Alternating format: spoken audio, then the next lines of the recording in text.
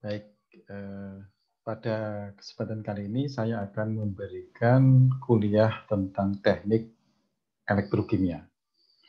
Jadi nanti akan ada beberapa video yang mengikuti video yang pertama ini. Jadi dalam kesempatan pertama ini, saya akan menjelaskan tentang pendahuluan dan prinsip dasar dari elektrokimia.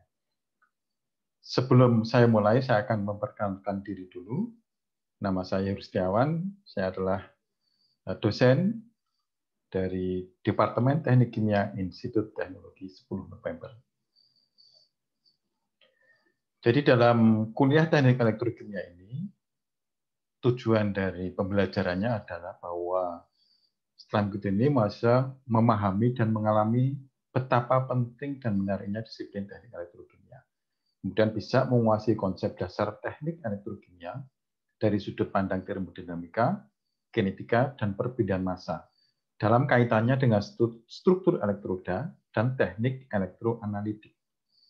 Dan juga mampu memahami dan menerapkan dasar teknik elektrokimia untuk berbagai aplikasi yang meliputi sistem penyimpan dan konversi energi elektrokimia, elektrodifusisi, elektrolisa industri, dan kurusi. Nah, jadi dalam kuliah ini, pokok bahasan yang akan dibahas secara keseluruhan, yang pertama adalah tentang prinsip dasar sistem elektrokimia, kemudian potensial sel dan termodinamika, kemudian kinetika elektrokimia, perpindahan, struktur dan konfigurasi elektroda, teknik elektroanalitik, dan analisa sistem elektrokimia. Kemudian beberapa contoh, misalnya baterai, sel bahan bakar, superkapasitor, elektrolisa industri, reaktor elektrokimia akan dibahas, tapi mungkin tidak akan semua. Kita akan pilih beberapa saja yang saat ini kira-kira sedang menjadi bahan pembicaraan yang ramai. Mungkin salah satu adalah baterai, superkapasitor, dan atau yang lain. Nanti kita coba lihat. Nah, sebagai acuan barangkali kalau ingin membaca lebih detail tentang teknik elektrokimia ini bisa menggunakan buku dari yang ditulis oleh Fuller dan Hart tahun 2018 yang berjudul Electrochemical Engineering yang diterbitkan oleh John Wiley and Sons. Baik, kita mulai kuliah kita kali ini. Jadi mungkin untuk mengingatkan lagi, elektrokimia adalah cabang kimia yang mempelajari perubahan kimia yang terjadi karena aliran arus listrik atau sebaliknya, produksi listrik dari perubahan kimia. Nah, jadi teknik elektrokimia ini mempunyai ikatan sejarah yang kuat dengan profesi teknik kimia. Karena apa? Karena perancangan dan operasi sistem elektrokimia ini berkaitan erat selain elektrokimia juga dengan perpindahan panas, analisa struktur, dan ilmu bahan. Jadi karena ada kaitannya dengan hal ini, maka jelas bahwa teknik elektrokimia mempunyai ikatan sejarah yang sangat kuat dengan profesi teknik kimia itu sendiri. Untuk sekedar mengingatkan lagi, bagaimana sih sebenarnya hubungan antara kimia dan listrik? Kita kembali ke asal mula ditemukannya listrik. Barangkali kita bisa mulai dengan Alessandro Volta tahun 1793 yang menemukan listrik dengan menempatkan dua logam yang berbeda pada sisi yang berlawanan dari selembar kertas basah. Jadi ada kertas basah, kemudian dua logam yang berbeda ditempatkan di satu di kiri, satu di kanan. Dari situ bisa Volta mengamati adanya aliran listrik. Yang kedua, mungkin kita bisa berpindah ke Nicholson dan Carl Lisle tahun 1800. Yang keduanya menunjukkan bahwa aliran listrik dari baterai dapat mengurai air menjadi oksigen dan hidrogen. Ya, ini peruraian air yang saat ini juga masih menjadi topik yang hangat untuk memproduksi hidrogen atau untuk sebagai sel bahan bakar atau fuel cell. Kemudian tahun 1812 Berzelius mengusulkan bahwa semua atom bermuatan listrik. Semua atom bermuatan listrik. Hidrogen dan logam bermuatan listrik positif dan non-logam bermuatan listrik negatif. tahun 1807 Humphrey Davy berhasil membuat unsur natrium Na dengan elektrolisa leburan natrium hidroksida. Nah, ini yang tahun 1800-an Michael Faraday yang hukumnya ini sampai saat ini banyak dipakai, masih dipakai, menunjukkan adanya hubungan langsung antara jumlah listrik yang mengalir melalui larutan dan jumlah hasil elektrolisa. Jadi ini yang secara langsung menunjukkan adanya hubungan antara kimia dan listrik, Michael Faraday. Nah, kemudian saya akan berbicara pertama tentang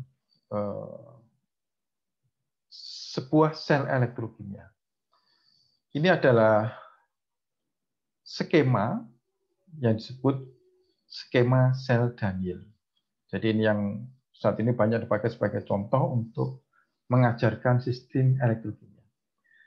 Jadi sel Daniell itu terdiri dari anoda, jadi dia memasang anoda Zn, ya, lembaran seng. Kemudian yang satunya katodanya adalah lembaran tembaga. Nah, kemudian dihubungkan dengan sirkuit luar. Elektrolitnya adalah CuSO4, SO4 ya di sini sebagai kationnya. Kemudian dipisahkan oleh sebuah separator yang berpori. Ya, dengan adanya sirkular ini maka ini bisa menjalankan beban. Reaksinya adalah jadi reaksi di anoda seng teroksidasi menjadi Zn2+ yang ini larut masuk ke dalam elektrolit dengan melepaskan 2 elektron. Sedangkan elektronnya kemana? Elektronnya lari ke sirkuit luar melalui kabel masuk ke katoda Cu dan kemudian diterima oleh Cu2+, sehingga Cu2+ tereduksi dengan reaksi Cu2+ plus 2 elektron menjadi Cu, yang ininya Cu akan terdeposisi. Nah, kemudian CSO4, ion yang ada di dalam elektrolit, karena di sini ada porinya, dia bisa lewat di dalam pori-pori. Maka reaksi total, reaksi keseluruhan dari sel utuh ini adalah Zn plus Cu2+ menjadi Zn2+ plus Cu. Jadi dalam hal ini Zn larut menjadi ion Zn2+ dan ion CO2+ terdeposisi atau mengendap ke permukaan katoda menjadi padatan Cu. Jadi kalau melihat dari contoh sel Daniell ini, kita bisa menyimpulkan bahwa paling tidak sebuah sel elektrokimia itu terdiri atas 2 elektroda. Ada 2 elektroda, yaitu anoda ini sebagai reaksi di mana terjadi reaksi oksidasi, dan katoda, reaksi reduksi. Kemudian yang kedua adalah elektron berpindah melalui sirkuit luar via penghantar listrik. Ini salah bisa kabel ya, yang menghubungkan anoda dan katoda. Jadi ini harus dihubungkan. Yang ketiga, elektrolit tidak menghantarkan elektron dan tidak mengandung elektron bebas. Jadi ini tidak mengantarkan elektron dan tidak mengandung elektron bebas. Tetapi elektron itu mengandung campuran ion yang bermuatan negatif atau anion dan ion bermuatan positif atau kation. Kemudian yang keempat, bahwa ion bebas bergerak. Jadi ion di dalam elektrolit ini bebas bergerak yang mengizinkannya membawa arus listrik dalam elektrolit. Jadi arus listrik dalam elektrolit itu dibawa oleh ion, bukan oleh elektron, sebagaimana melalui listrik yang dipindahkan melalui kabel atau padatan seperti penghantar listrik, seperti tembaga ini. Jadi ini ya. Kemudian yang kelima, reaksi berlangsung pada permukaan elektroda. Jadi berlangsungnya reaksi itu di permukaan, bukan di badan elektrolit, tetapi di permukaan elektroda. Maka reaksi karena ini ada solid dan padat, ada cairan dan padat, maka reaksinya adalah masuk dalam reaksi heterogen. Karena reaksinya ada melibatkan transfer elektron dari elektrolit ke padat atau dari padat ke elektrolit, maka reaksinya disebut sebagai reaksi transfer elektron hidrogen. Nah, kemudian reaksi pada masing-masing elektroda ini disebut reaksi setengah sel. Ini setengah sel, ini setengah sel. Jadi ini dan selalu mengandung elektron. Jadi transfer elektron, ada elektronnya di sini, ada elektronnya di sini. Meskipun totalnya kalau ditulis elektronnya saling menghilang. saling menghilangkan. Jadi sebagai produk atau reaktan. Jadi elektron ini bisa sebagai produk, di sini produk, atau sebagai reaktan. Untuk yang reduksi ini sebagai reaktan. Jadi ini sebuah sel elektrokimia paling tidak mengandung ini. Jadi saya ulangi, ada 2 elektroda, ada elektrolit, ada ya, kemudian penghubung penghantar listrik ini. Separator ini boleh ada, boleh tidak. Ya, dalam beberapa hal bisa ada, juga bisa tidak ada. Tetap reaksi elektrokimia bisa berjalan. Jadi ini adalah setengah sel, nantinya juga disebut sebagai setengah reaksi, ini juga setengah reaksi. Oke. Nah, sekarang karakteristik dari reaksi elektrokimia itu sendiri bisa kita jelaskan. Jadi kita kembali ke sel Daniell seperti ini. Jadi reaksi elektrokimia ini adalah reaksi di mana elektron ditransfer melalui penghantar. Jadi melalui penghantar ini dari spesies yang dioksidasi ke spesies yang direduksi. Jadi kalau dalam hal ini yang dioksidasi adalah Zn. Zn kemudian dioksidasi menjadi Zn2+. Elektronnya ditransfer ke sini, tidak langsung melalui elektrolit, tapi melalui penghantar, ya, penghantar luar ke elektroda, kemudian diterima di sini. Jadi kalau kita perhatikan, maka karakteristik dari reaksi elektrokimia dengan yang telah kita bahas ini, jadi ada pemisahan reaksi oksidasi. Jadi oksidasi dan reduksinya reaksinya terpisah. Jadi reaksi oksidasi atau biasanya disebut reaksi anodik dan reaksi reduksi atau katodik ini terpisah. Ada pemisahan di sini. Kemudian ada pemakaian elektron untuk melakukan kerja di luar ini. Jadi ini bisa menghasilkan kerja atau kebalikannya nanti juga bisa membutuhkan kerja. Nah, kalau dengan ini arus elektron ini sebenarnya kaitannya adalah dengan arus yang terkait dengan arus, karena arus ini adalah jumlah elektron per satuan waktu, ya. Jumlah kecepatan elektron per satuan waktu. Maka dengan mengukur tadi dengan hukum Faraday, nanti akan kita bahas lebih lanjut, bahwa ada hubungan antara arus dengan mol. Maka dengan mengukur arus ini di dalam sistem reaksi elektrokimia, kita bisa mengukur kecepatan reaksinya. Yang keempat, bahwa pengendalian arah dan kecepatan reaksi. Jadi dalam reaksi elektrokimia mudah untuk mengarahkan, ya, memindah arah, mengendalikan arah. Jadi kalau ini dibiarkan saja, maka arahnya seperti ini. Jadi elektron mengalir dari sini ke sini. Tapi ini bisa dibalik. Gimana caranya? Jadi ini diberi arus listrik. Diberi arus listrik sehingga arusnya bisa kebalik ke sini. Jadi arah reaksinya bisa dibalik. Tergantung pada. Nanti akan kita bahas di dalam sesi termodinamika yang menghubungkan antara potensial elektrokimia, kemudian energi Gibbs, kesetimbangan, dan sebagainya. Bagaimana sebuah reaksi dalam sel elektrokimia yang sama bisa dibalikkan. Nah, kalau kita melihat lagi ke sel Daniell, maka ini kalau kita lihat ini elektroda ini berpartisipasi langsung. Jadi Zn sebagai anoda teroksidasi. Cu sebagai katoda dia juga menerima produk. Ini berpartisipasi langsung. Tetapi dalam banyak kasus, elektroda ini tidak berpartisipasi. Jadi setelah memasok atau membuang elektron.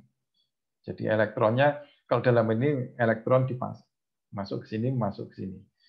Dalam hal ini seng ikut berpartisipasi. Dalam banyak hal tidak berpartisipasi setelah masuk elektron.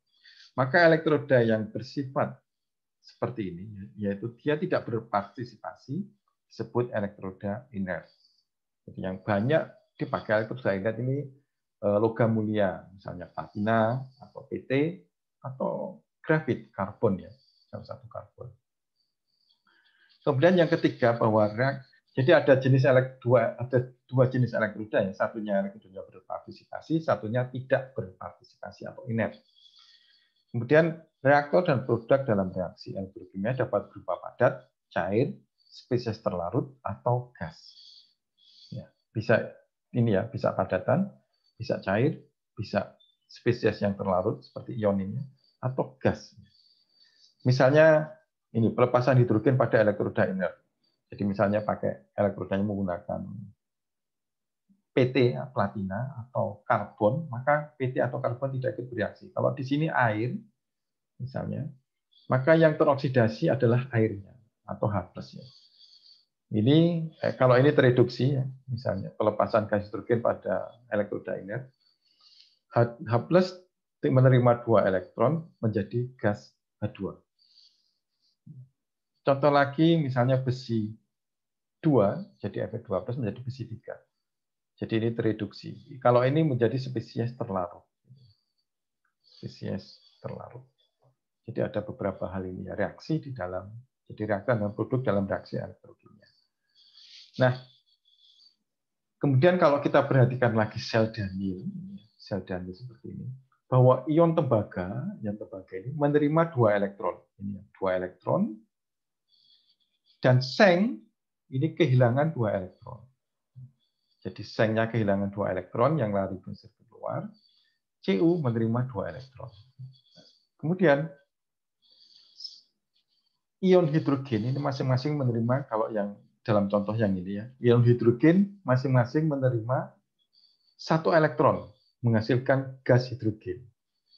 Jadi menerima 1 elektron untuk menjadi 2 elektron ya. Ion hidrogen masing-masing ya. Berarti ada satu ion hidrogen menerima 1 elektron, 1 ion lagi menjadi H2. Menghasilkan gas hidrogen. Kemudian ion ferro kehilangan 1 elektron membentuk ion ferro.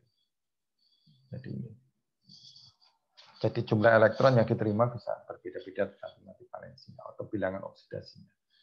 Kemudian arah reaksi tergantung pada potensial. Potensial yang di sini. Ini ya, potensialnya. Apakah arah reaksinya ke sini atau kebalikannya.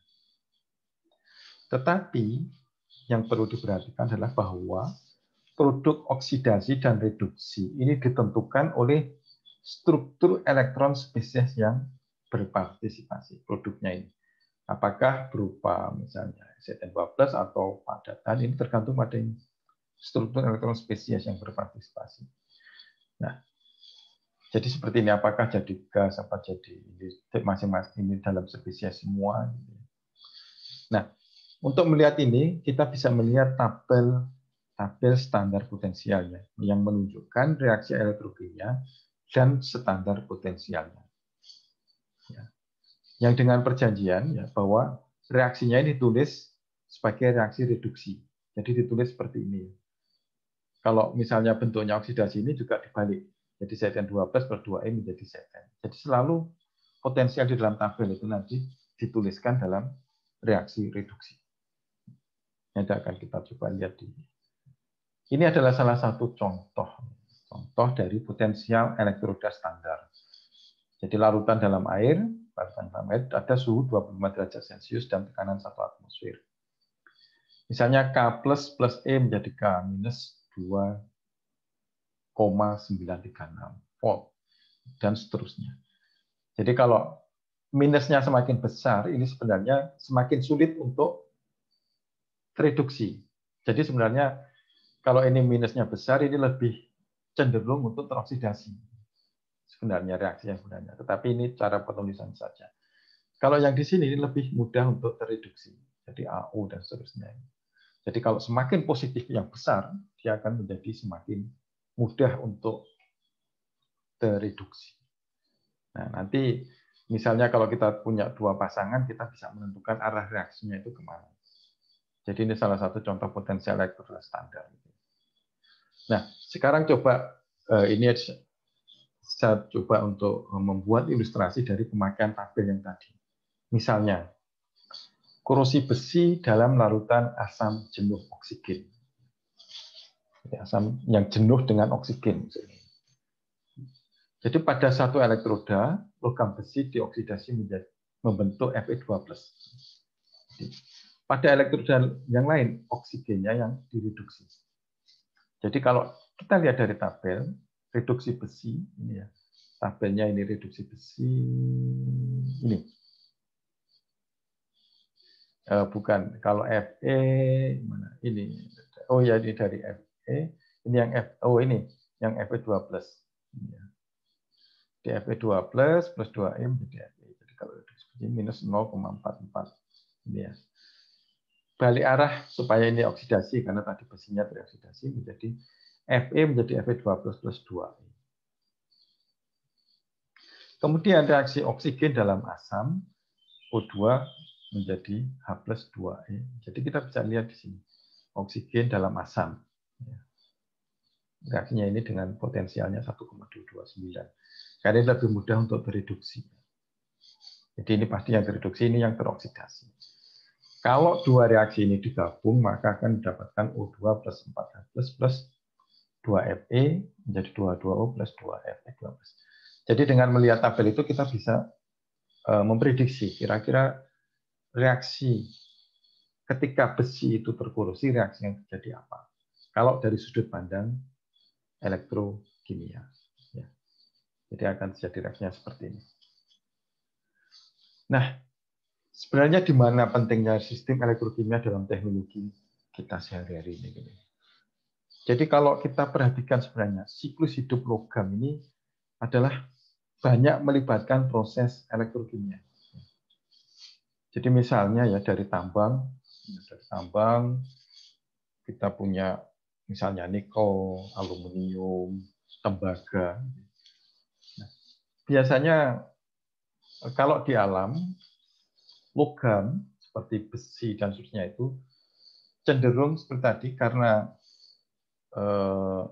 ini ya kalau kita lihat ininya semakin besar ya, maka besi itu sebenarnya cenderung teroksidasi. Dia cenderung membentuk oksidanya. Jadi ditemukan di alam itu jarang yang didapatkan dalam bentuk valensi nol ya, besi Fe. Tapi selalu bergabung dengan senyawa lain, misalnya besi oksida Fe2O3, Fe2 atau Fe3O4 atau piritnya Fes dan seterusnya. Nah, di dalam peleburan kalau besi ini dilebur dengan cara elektrolisa, misalnya aluminium supaya jadi air ini direduksi dengan cara elektrokimia.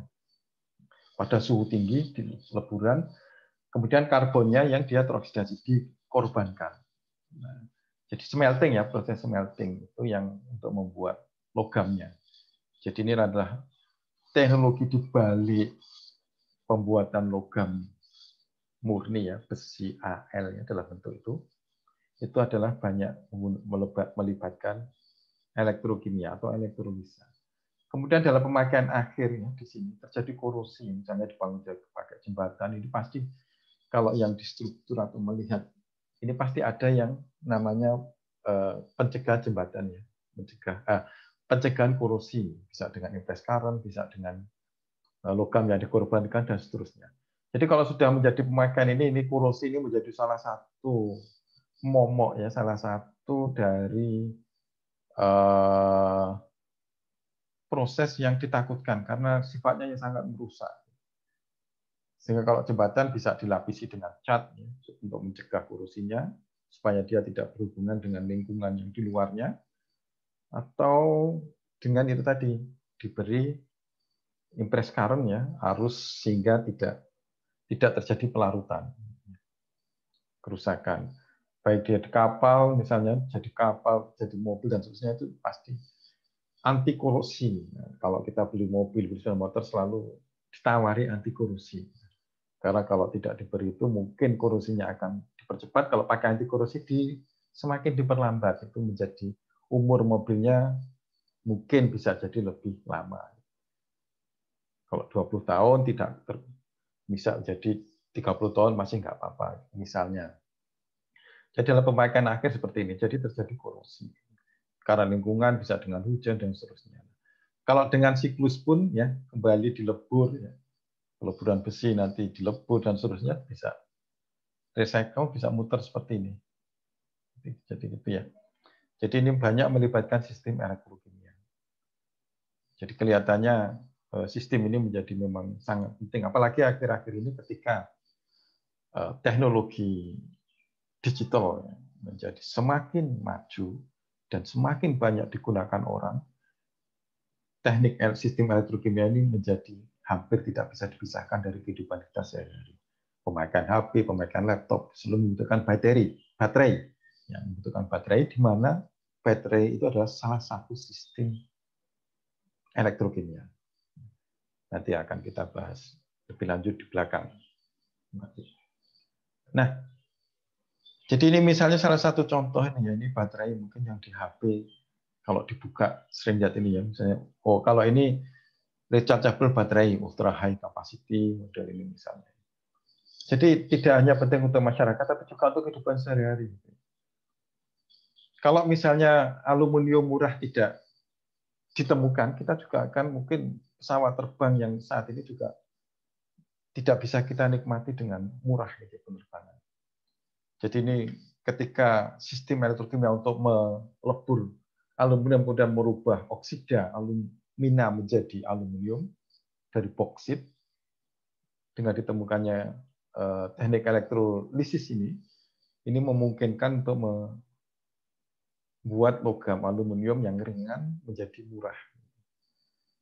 Kemudian bagaimana jika korosi baja pada jembatan, lambung kapal, struktur bangunan tinggi, perpipaan tidak dapat dikendalikan. Ini misalnya ini air, minyak, dan seterusnya dari satu tempat ke gas ya di tempat lain. Kalau pipa yang menghubungkan atau yang memindahkan yang jaraknya bisa berkilo-kilo ya, beratus-ratus kilo atau bahkan ribuan kilo kalau ini tidak bisa dijaga korosinya, tidak bisa dicegah korosinya, maka akan terjadi banyak kebocoran di mana-mana. Kemudian beberapa terapan utama teknik elektrokimia, misalnya untuk penyimpan energi elektrokimia, ya, baterai, superkapasitor, elektrolisa industri untuk membuat beberapa produk, mungkin yang soda ya, misalnya salah satunya pemutih, pemucat ya, itu banyak menggunakan prinsip elektrokimia, aluminium, smelter, smelting, itu semuanya adalah elektrolisa industri. Dan yang satunya lagi adalah korosi. Jadi ini yang beberapa terapan ya, aplikasi utama dari teknik elektrokimia. Penyimpan energi, kemudian elektrolisa industri, dan korosi. Jadi kalau penyimpan energi dan elektrolisa industri ini secara sengaja diinginkan, kalau korosi ini proses yang sebenarnya maunya dihindari. Nah, mungkin yang perlu diingat lagi beberapa satuan ya dalam sistem elektrokimia ini. Mungkin yang penting kalau yang tidak belajar listrik barangkali sudah lupa ketika pelajaran fisika. Jadi ada beberapa besaran yang penting, muatan listrik, satuannya kolom atau C, atau bisa ampere detik. Misalnya kali ini biasanya pakai I, potensial volt, kemudian kapasitansi farad, hambatan dalam ohm, konduktansi listrik Siemens, gaya dalam Newton, tekanan Pascal, energi Joule, daya watt, dan frekuensi dalam Hertz. Ya. Ini adalah satuan dalam SI, dan ini yang bisa dituliskan secara alternatif ya dalam singkatan, dan ini simbolnya atau nomenklaturnya. Frekuensi F, daya P, ini energi E, ini tekanan bisa P, ini F, ya. Ini Siemens, hambatan R, dan seterusnya. Nah sekarang kita beranjak ke tadi bahwa di dalam sejarah salah satu orang yang punya kontribusi yang besar adalah Faraday, Michael Faraday. Ada dua hukum Faraday yang terkenal di dalam bidang elektrokimia. Jadi sebenarnya ada Faraday 1 dan Faraday 2 yang mungkin biasanya kita sudah menggabungkan kedua hukum ini. Jadi hukum Faraday 1 ini mengatakan bahwa massa yaitu M sebuah unsur yang dilepaskan pada sebuah elektroda berbanding lurus dengan jumlah muatan listrik Q yang mengalir melalui elektroda. Jadi masanya berbanding lurus dengan jumlah muatan. Ini hukum Faraday 1. Kemudian hukum Faraday 2, jika jumlah muatan listrik yang sama, Q, kalau ini jumlah muatan listrik yang sama ya, dialirkan melalui beberapa elektroda yang masanya M, unsur yang dibebaskan pada masing-masingnya, jadi artinya pada masing-masing elektroda akan berbanding lurus dengan massa atom unsur dan jumlah mol elektron Z yang diperlukan untuk melepaskan 1 mol unsur dari bahan apapun yang sedang dilepaskan. Jadi kalau ini massa dengan Q saja, kalau ini Q ya ada massa dan mol ya, dan jumlah elektron. Atau dengan kata lain bahwa massa zat yang bereaksi pada elektroda adalah rasio langsung terhadap massa ekivalennya. Ini kalau dinyatakan mol. Nah, hukum ini membentuk basis untuk perhitungan yang berkaitan dengan kekuatan pengukuran kondisi elektrokimia untuk memprediksi laju korosi. Jadi kalau laju korosi lebih banyak ini ya salah satunya, meskipun ini juga banyak dipakai di bidang lain selain korosi. Jadi kalau kita tuliskan dalam matematika, dalam bahasa matematika, jadi gabungan prinsip Faraday dengan reaksi elektrokimia dengan stoikiometri diketahui. Jadi M tadi massa ya, massa yang unsur yang bereaksi sama dengan Q, ini adalah jumlah muatan yang dialirkan. M ini adalah berat molekul atau massa atom, dibagi dengan N ini mol dari elektron, jumlah elektron atau atom yang teroksidasi. F ini adalah bilangan Faraday. Q, jadi kalau Q tadi adalah kolom muatan, itu adalah arus dikalikan dengan waktu. Arus kali waktu. Q sama dengan I kali T, ya, jumlah total muatannya, dikalikan dengan ini. Jadi M sama dengan IT M per NF. Jadi ini adalah massa yang terlibat dalam reaksi, ini jumlah elektron atau atom teroksidasi. Kalau diambil turunan terhadap waktu, ini diambil waktu M per T, jadi massa per satuan waktu atau IM per NF. Jadi ini adalah laju perubahan massanya, ini adalah, ya jadi akan sama dengan ini. Atau biasanya V sama dengan EIT, yang mungkin ada yang menuliskan seperti itu. Nah, sekarang coba kita lihat bagaimana kita bisa menerapkan hukum Faraday tadi. Jadi misalnya kita punya kasus untuk oksidasi seng, arus 12 ampere mengalir selama 2 jam. Jadi arusnya 12 ampere mengalir selama 2 jam. Maka berapa jumlah seng yang bereaksi? Berikan jawaban dalam massa dan mol. Jadi kalau oksidasi seng, maka reaksinya adalah Zn padat menjadi Zn2+, ini dalam air, plus 2 elektron. Jadi reaksinya adalah ini. Jadi N-nya nanti ini ya. Jadi pertama, muatan total. Tadi kalau melihat rumusnya ini Q-nya ya. Q sama dengan I kali T. I-nya tahu, kita ya 12 ampere, T-nya 2 jam. 2 jam atau kalau dijadikan detik menjadi dikalikan dengan 3600. Jadi Q tadi sama dengan arus dikalikan dengan waktu. I dikalikan dengan T atau 12 kolom. 12 ampere adalah kolom per detik. Jadi ampere atau 12 kolom per detik kali 2 jam kali 3.600 detik per jam. Jadi ini berubah. Atau ketemunya adalah 86.400 kolom. Jadi kita sudah tahu jumlah muatannya. Nah, kemudian jumlah mol seng ini berbanding lurus dengan muatan yang lewat. Jadi jumlah muatan yang lewat adalah sekian, maka molnya ini berbanding lurus dengan ini. Jadi dari stoikiometri yang ini, reaksi stoikiometri reaksi oksidasi, untuk setiap mol seng, jadi 1 mol seng ini 2 mol elektron dilepaskan. 1 mol melepaskan 2 mol elektron. Jadi N sama dengan Q per 2F. Atau sama dengan, jadi molnya sama dengan Q per 2F. Jadi molnya adalah 2. Atau 86.400 kolom per 2 ekivalen per mol. Dikalikan dengan ini bilangan Faraday, mungkin sering digunakan yang 96.500 ya, tapi lebih tepatnya 96.485 kolom per ekivalen. Jadi ketemunya adalah 0,448 mol. Ya. Jadi ini. Jadi molnya adalah 0,448 mol. Nah, maka seng yang dikonsumsi sehari-hari adalah mol kali berat molekul. Jadi massa sama dengan berat atom, massa atom atau molekul dikalikan dengan mol. Atau untuk seng adalah 65,38 dikalikan dengan molnya atau 29,3 gram. Ya, jadi kalau kita bisa mengukur arus, kita bisa secara sederhana. Kalau ini dianggap efisiensinya 100%. Ya. Jadi semua arus atau semua muatan listrik yang dialirkan diubah menjadi kimia. Meskipun pada kenyataannya mungkin sulit sekali untuk mendapatkan efisiensi 100%, yang nanti akan kita bahas di kuliah-kuliah yang berikutnya. Nah, misalnya contoh yang kedua, misalnya Untuk baterai timbal aslam, ini aki ya, aki yang biasa dipakai di mobil atau di sepeda motor. Hitung kecepatan di mana PB atau timbal bereaksi dengan PB bereaksi dan H plus dikonsumsi untuk sel yang bereaksi pada 20 ampere. Jadi selnya bekerja pada 20 ampere. Nyatakan kecepatan reaksi dalam kecepatan reaksi molar. Nah, untuk baterai timbal asam reaksi keseluruhan untuk pemakaiannya ketika dipakai. Harusnya dipakai, bukan diisi ya, bukan dicas.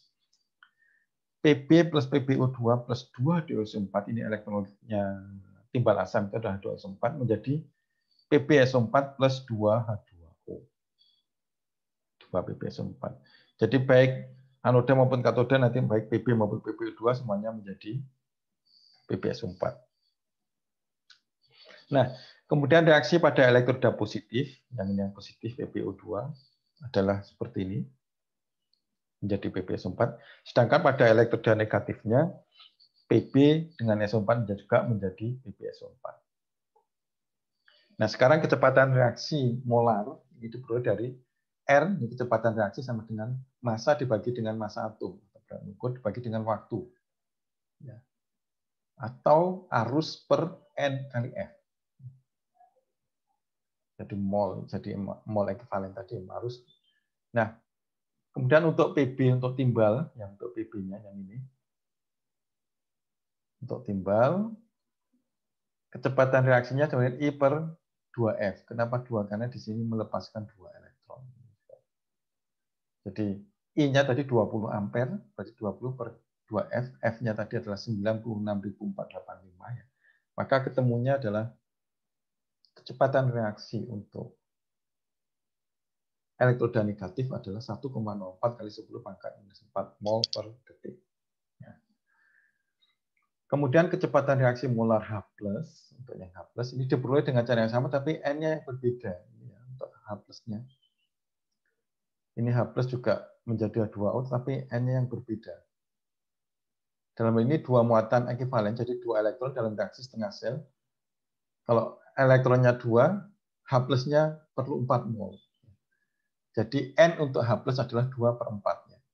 Karena ini kalau dilihat yang untuk ini 2 elektron, ini melepaskan untuk H+. Ini 2 elektron tapi melepaskan 4. Jadi kalau dalam hal ini untuk H+, 2 per 4. Atau setengah ekivalen per mol. Sehingga kecepatan untuk reaksi H+ adalah 1 per setengah. N-nya jadi setengah.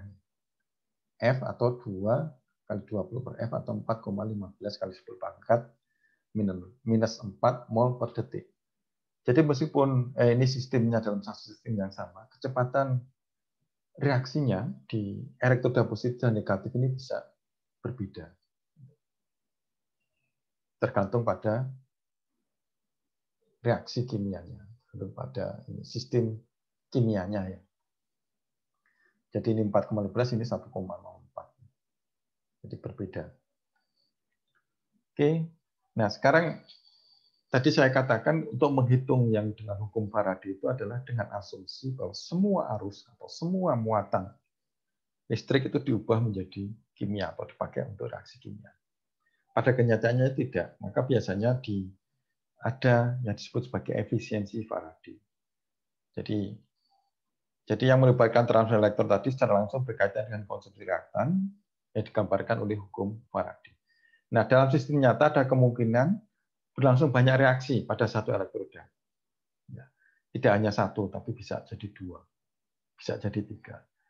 Jadi ada reaksi lain yang biasanya yang tidak diinginkan, yang ini dirujuk sebagai reaksi samping. Nah, dalam hal ini tidak semua arus dengan adanya tidak semua arus pergi ke reaksi yang diinginkan. Nah, oleh sebab itu muncul istilah efisiensi Faraday. Definisinya adalah eta F sama dengan jumlah bahan diinginkan yang dihasilkan dibagi dengan jumlah yang dapat dihasilkan dengan kolom yang dipasok. Jadi misalnya ini ya, sebagai contoh mungkin lebih mudah untuk membuat ilustrasi ya dengan contoh. Misalnya nikel dielektrodiposisi dari bak rendam NiSO4. Jadi membuat elektrodiposisi ya. dalam bak rendam. Jadi elektrolitnya adalah NiSO4. Kemudian arus 1,0 ampere dilewatkan selama 3 jam. Ini arusnya 1 ampere 3 jam dan Ni yang diendapkan sejumlah 3,15 gram. Nah, berapakah efisiensi Faraday endapan ini? Reaksinya adalah ini, Ni2+ plus 2 elektron menjadi Ni. Jadi Ni12 direduksi menjadi Ni. Jadi pertama kita hitung dengan hukum Faraday dengan asumsi bahwa semua arus diubah menjadi ikut bereaksi ya. Jadi elektron ini ikut bereaksi menjadi Ni. Jadi berapa banyak Ni yang mungkin bisa diendapkan dengan semuanya ini. Jadi M massa sama dengan M kali G dibagi dengan NF. Untuk M, I, T dibagi dengan NF ya. Untuk nikel berat molekulnya atau massa atomnya adalah 58,7 gram per mol. Dan I-nya tadi adalah 1 ampere atau 1 kolom per detik. Waktunya 3 jam. Jadi 3 jam kali dijadikan detik 3600. Kalau kita lihat ini untuk 1 mol ini ya 2 elektron. Jadi 2 ekivalen per mol ya, 1 mol 2 elektron. Ini bilangan Faraday 96.486 kolom per ekivalen. Jadi kita dapat massa nikel yang seharusnya kalau semua muatan listrik itu diubah, dipakai untuk reaksi kimia, mestinya didapatkan nikel seberat 3,285 gram. Tapi ini tadi cuma berapa? 3,15 gram. Berarti ada yang tidak menjadi nikel. Maka efisiensinya adalah 3,15 dibagi dengan 3,285 atau 0,96. Nah, jadi kalau menggunakan air sebagai bak rendamnya tadi, pelarutnya adalah air, maka reaksi samping yang umum adalah hidrolisa air. Jadi menghasilkan gas hidrogen ini.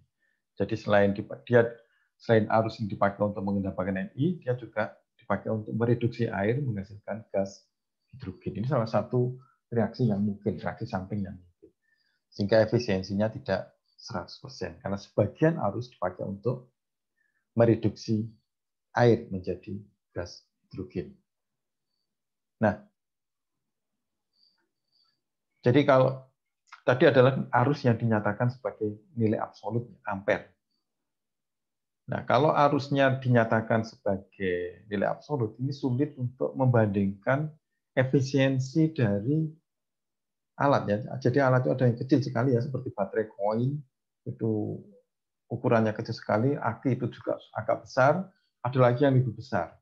Atau lebih jadi alat bantu pendengaran. Jadi kita nggak bisa membandingkan efisiensi dari masing-masing. Maka biasanya lebih sering dipakai rapat arus ini, yaitu arus persatuan luas. Jadi karena reaksi elektrokimia berlangsung pada permukaan, maka arus total sering dinormalisasi dengan luas permukaan agar dapat dipahami lebih baik dan dapat digunakan untuk mencirikan sistemnya. Bisa untuk mencirikan sistem. Maka digunakan istilah rapat arus ini yang didefinisikan sebagai arus dibagi dengan luas permukaan elektroda. Nah, dengan dibagi jadi arus per luas, maka dikenal sebagai rapat arus atau current density yang satuannya adalah ampere per meter persegi. Nah, maka flux, ya, kecepatan reaksi molar ini juga sering dinyatakan sebagai flux. Jadi mol per meter persegi detik. Jadi ini juga banyak dipakai dalam perpindahan massa. Jadi akan ada konsistensi di sini dan makanya akan menjadi lebih mudah. Nah, kemudian flux molar dan rapat arus ini adalah besaran vektor. Ada arahnya ya. Besaran vektor berarti ada dua hal. Mempunyai besar, mempunyai nilai, dan ada arah. Mempunyai ke arah.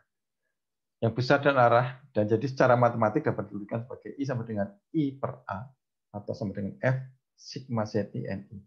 Di mana ini adalah flux molar dalam mol per meter persegi per detik. ZI adalah muatan listrik spesies I. Jadi ini muatannya. Nah, misalnya ini sebagai gambaran. Misalnya untuk baterai timbal aslam yang dalam ilustrasi hukum Faraday 2 yang tadi sudah kita bahas tadi. Ubah kecepatan reaksi molar menjadi flux molar. Jadi dari kecepatan reaksi menjadi flux. dengan diberikan luas permukaan elektroda adalah 0,04 meter persegi. Jadi kalau hasil sebelumnya dibagi dengan luas elektroda, ya, di flux molar PB sama dengan flux PB, NPB sama dengan cepat reaksi dibagi luas elektroda, atau sama dengan 1,04 kali seperempat min 4 dibagi 0,04, atau ketemunya adalah 0,0026 mol per meter persegi per detik. Nah, besaran ini, jadi angka ini mewakili kecepatan pelarutan PB dari elektroda negatif ke elektrolit. Kecepatan pelarutan. Berikutnya kita lihat flux untuk ion sulfat. Ya, jadi karena sulfat dikonsumsi pada kedua elektroda, ya, maka flux sulfat harus dihitung untuk setiap elektroda. Jadi ada elektroda negatif NSO4 sama dengan I per A NF sama dengan 20 dibagi 0,04 per 2M. Ketemunya ini. Untuk elektroda positif ketemunya ini. Jadi 0,0026 mol per meter persegi per detik. Ion sulfat ini bergerak dari elektrolit ke arah elektroda negatif dan flux yang sama bergerak ke arah elektroda positif. Jadi ada yang bergerak ke arah elektroda negatif, ada yang bergerak ke elektroda positif, di mana fluxnya adalah sama. Nilainya sama. Nah, kemudian yang perlu kita lihat tadi adalah mungkin sedikit tentang medan listrik dan potensial listrik, hanya sedikit mengingatkan saja. Jadi kalau medan listrik ini hubungannya bisa, ya ini teori jempol ini bisa dilihat arah. Kalau arah arus ini maka akan muncul medan listrik seperti ini, atau elektrostatik ya, seperti ini. Kalau hukum Coulomb atau gaya elektrostatis ini, jadi F sama dengan 1/4 Pi epsilon 0 Q1 Q2. Jadi ini kalau ada dua benda yang bermuatan, satunya bermuatan Q1, satunya bermuatan Q2, maka gaya antara kedua benda itu sama dengan ini. Maka kekuatan medan listrik E atau gaya persatuan listrik sekitar Q1 salah satu titik adalah sama dengan ini. Atau dalam istilah potensial listrik, energi potensial per satuan massa listrik, ini sama dengan minus dV per dx. Jadi ini gradien dari potensial. Jadi kalau kita ingat lagi hukum Ohm dan satuan listrik, kalau ini P dalam watt, E volt, Ohm, ampere, ya. P dinyatakan P sama dengan I kali E kuadrat kali R, E kuadrat kali R. Sedangkan volt I kali R, ini voltage ya. P dibagi dengan I atau akar PR. Kalau hambatan P per I kuadrat, E kuadrat per P, E per I. Ini hukum Ohm. Atau arus dinyatakan sebagai ini. Jadi kita bisa melihat hubungan antara arus, tegangan, dan hambatan. Itu mungkin salah satu nanti juga yang berpengaruh di dalam tegangan sel secara atau potensial sel secara keseluruhan. Nah, jadi kita berbicara secara umum tentang sistem elektrokimia. Nah, berdasarkan pada kerjanya, ada dua jenis sel elektrokimia. Yang pertama disebut sel galvanis, yang kedua sel elektrolisa. Bedanya adalah kalau sel galvanis, ini adalah penggerak diri sendiri atau reaksinya spontan. Untuk sel galvanis ini menghasilkan listrik. Elektrolisa ini digerakkan dan mengonsumsi energi, jadi harus diberi energi listrik dimasukkan. Jadi ada dua sel galvanis atau juga disebut sel volta dan sel elektrolisa. Jadi kalau sel galvanis ini energi dilepaskan dari reaksi redoks spontan, sistem bekerja terhadap beban atau sekitar. Jadi ini kalau sistem elektrokimianya menghasilkan energi, energi bisa dipakai untuk kerja, misalnya menggerakkan. Jadi karena ini jadi baterai ya fungsinya bisa menggerakkan motor untuk sepeda motor listrik, untuk mobil listrik, untuk menyalakan HP, komputer dan seterusnya.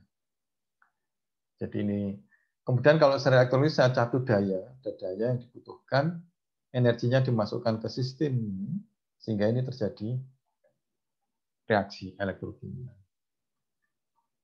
Nah, kita perhatikan ini yang sama-sama ini, anoda, katoda. Di anoda terjadi reaksi oksidasi, di anoda terjadi. Tetapi tanda ininya yang kutubnya ini yang berbeda. Kalau sel galvanis, anoda itu adalah kutub negatif. Katoda kutub positif. Kalau sel elektrolisa, anoda itu kutub positif, katodanya kutub negatif. Tapi yang perlu diperhatikan adalah bahwa anoda itu selalu reaksinya oksidasi. Katoda reaksinya reduksi. Maka jadi katoda selalu reduksi ini. Katoda reduksi, anoda oksidasi, anoda oksidasi. Jadi kalau dalam baterai biasanya jarang menggunakan istilah anoda katoda, tapi lebih sering digunakan kutub, ya, kutub negatif atau elektroda negatif, elektroda positif. Jadi seperti itu. Jadi ada dua sel ini. Ini salah satu contoh untuk elektrolisa ya, sistem elektrokimia di industri. Ini industri klor alkali ya, misalnya. Yang lama adalah menggunakan sel merkuri, jadi merkuri atau Hg mengalir di bawah, ini sebagai membentuk NaHg. Ini kutub positifnya, jadi ini kutub negatifnya. Dan ini terjadi NaCl dalam bentuk aqueous, dia tereduksi menjadi klor, menghasilkan oksigen. Ya. Klor alkali. Kemudian teknologi yang baru menggunakan diafragma atau membran. Jadi untuk menghindari merkuri yang tidak ramah lingkungan. Nah, jadi kalau kita gambarkan hubungan antara rapat arus dengan potensial sel, ya biasanya dinyatakan seperti ini ya. Jadi kalau rapat arusnya ini 0, maka yang ke sini disebut, kalau rapat arusnya positif ini sel galvanis, kalau negatif ini sel elektrolisa atau elektrolisis. Nah, ketika arusnya 0 ini disebut sebagai potensial kesetimbangan. Jadi beda potensial antara potensial nyata dengan kesetimbangan disebut sebagai polarisasi. Ya, mungkin yang perlu istilah-istilah yang mungkin perlu diingat, yang nanti kalau kita belajar elektrokimia akan selalu ketemu dengan istilah ini. Ya. Jadi potensial pada arus 0, ya, arus 0 ini disebut potensial sirkuit terbuka atau open circuit potensial, disingkat OCP ya. Mungkin di buku teks dan seterusnya ini banyak. OCP itu artinya open circuit potensial, yaitu bisa disejajarkan dengan potensial kesetimbangan. Ya. Jadi arus pada OCP ini tidak 0 sebenarnya, jadi tidak selalu 0 rapat arusnya. Tidak selalu 0, tapi yang 0 adalah potensialnya. Ini mestinya 0-nya di sini ya. 0-nya adalah di sini. Nah, kemudian mode galvanis berlangsung pada potensial sel di bawah OCP. Jadi kalau yang penting adalah di bawah OCP. Galvanis yang berhubungan dengan konversi energi kimia menjadi energi listrik. Kalau mode elektrolisa berlangsung pada potensial sel di atas OCP. Di atas, ini memerlukan energi tambahan ke dalam sel. Jadi selisih antara OCP dan potensial sel selama arus mengalir disebut polarisasi. Nah, kemudian kurva tidak selalu simetris. Kalau ini mungkin simetris ya, tapi tidak selalu simetris seperti ini. Bisa jadi hanya ada satunya tidak ini. Nanti menunjukkan apakah reaksinya itu reversible atau irreversible. Baik, jadi itu sebagai pengantar untuk kuliah kita tentang teknik elektrokimia yang berikut-berikutnya. Jadi yang pertama, bahwa kita tadi sudah kita bahas tentang pengenalan sel elektrokimia dan sistem elektrokimia, kemudian terminologi umum untuk sistem elektrokimia. Kita sudah membahas salah satu konsep paling dasar, yaitu hukum Faraday, yang menghubungkan antara muatan listrik dengan jumlah reaktan yang dikonsumsi atau produk yang dihasilkan dalam sebuah reaksi elektrokimia. Nah, konsep ini ya penting untuk analisa sistem elektrokimia yang akan kita bahas berikutnya. Baik, berikutnya kita akan ikuti video berikutnya ya tentang kuliah berikutnya tentang potensial sel dan termodinamika. Jadi meskipun tadi secara sekilas sudah kita bahas tentang potensial sel, termodinamika, kalau arah reaksinya dan seterusnya nanti akan kita bahas lebih dalam mengenai ini. Barangkali ini yang di dalam kuliah-kuliah elektrokimia yang sudah banyak dibahasnya. Tapi kita akan coba bahas lagi berikutnya. Baik, sampai ketemu di pertemuan selanjutnya. Terima kasih atas perhatiannya. Saya Heru Setiawan dari Departemen Teknik Kimia Institut Teknologi 10 November.